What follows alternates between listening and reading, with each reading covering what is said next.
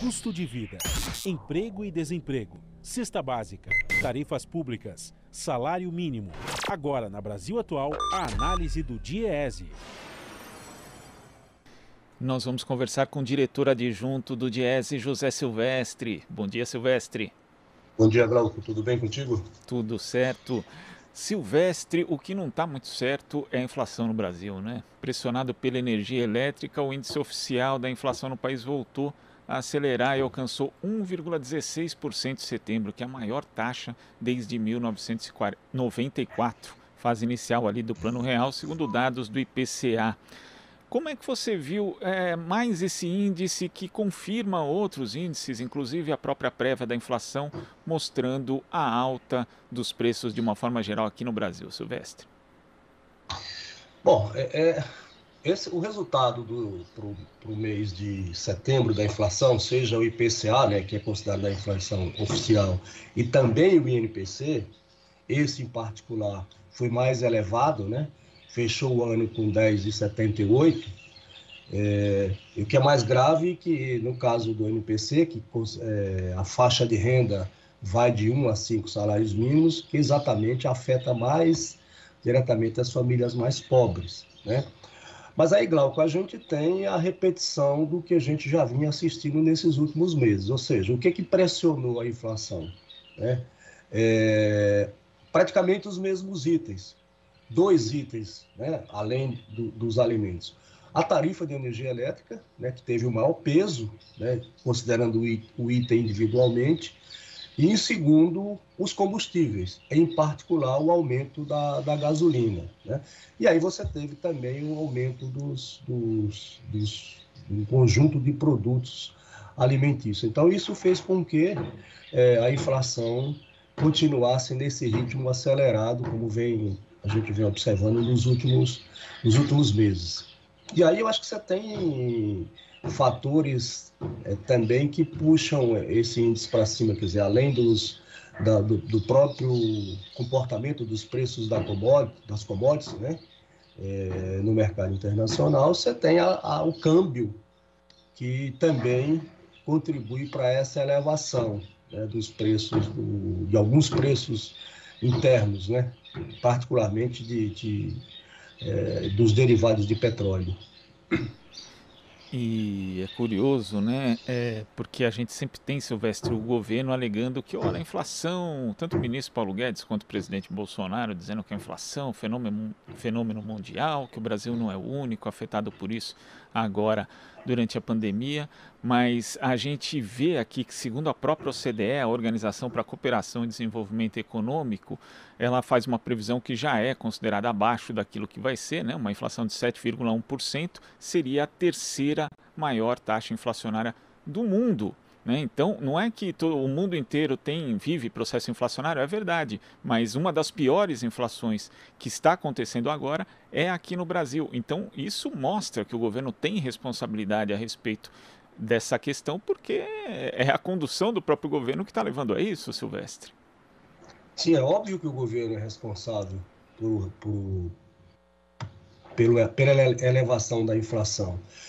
Assim como você comentou, também é verdade que você tem um processo de aceleração da inflação em diversos países, né?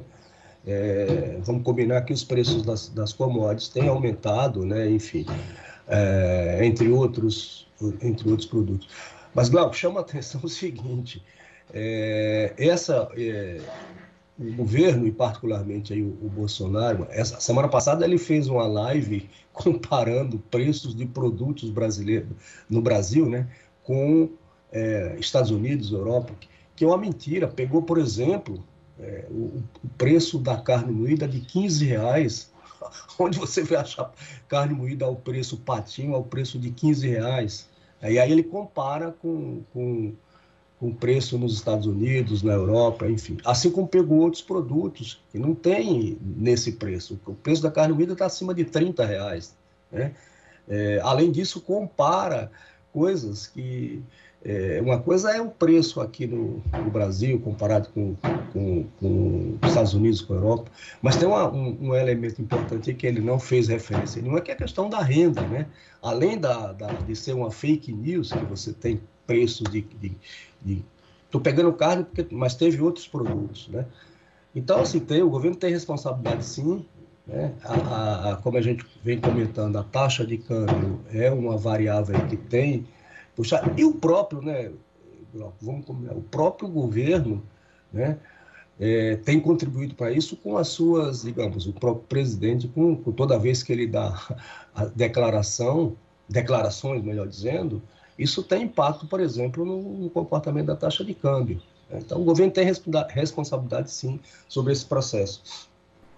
Lembrando, inclusive, quando a gente fala de taxa de câmbio, que o Brasil em 2020 o real foi a sexta moeda que mais desvalorizou no mundo. De novo, né? Se obviamente tem uma questão de crise em que as pessoas fogem, por exemplo, para os títulos, as pessoas não, né? Os grandes conglomerados fogem para os títulos da dívida pública dos Estados Unidos, que são mais seguros, também fogem para o dólar, que é uma moeda mais forte. O Brasil foi o que mais sofreu. E, de novo, a gente vê aí a própria condução, não só do ministro da Economia, mas também do Banco Central, muito preocupado em elevar as taxas de juros e, às vezes, deixando de intervir no mercado ali para conter essa desvalorização do real também. Sim, e aí particularmente em relação à Selic, né, ou seja, a taxa de juros básica da economia, que o Banco Central vem aumentando, o Copom, né, nesses últimos meses, né, Glauco, o efeito do ponto de vista da inflação eu diria que é quase nulo, né, porque a inflação que a gente está vivendo não é uma inflação digamos assim, de demanda, né, que você precise conter o consumo e, portanto, o aumento dos preços. É uma inflação mais, digamos assim, de custo, né? Muito influenciada, entre outras as variáveis, como a gente já falou, pelo próprio comportamento da taxa de câmbio, né? E, de fato, o Brasil o real foi uma das moedas que mais se desvalorizaram nesses últimos tempos, né? Nesses últimos anos aí. Enfim, então e o governo não tem conseguido, né, fazer a gestão da política monetária, né, para conter, de fato, a inflação. E o resultado disso tudo é o que está sendo apontado, né? Ainda que você tenha uma tendência, digamos, nos próximos meses, de a inflação no acumulado dos 12 meses reduzir, por conta aí do efeito estatístico, você vai tirar índices, né, maiores no final do ano passado, né, enfim. Então você vai ter, pode ser que a inflação, pelo menos são as projeções que estão sendo feitas, que você talvez feche o ano com um índice inferior a 2 dígitos, como nós estamos verificando agora, né? Silvestre, muito obrigado pela sua participação aqui no Jornal Brasil Atual e até a próxima. Até a próxima. Bom dia, André. Bom dia. Conversamos aqui com o diretor adjunto do Diese, José Silvestre.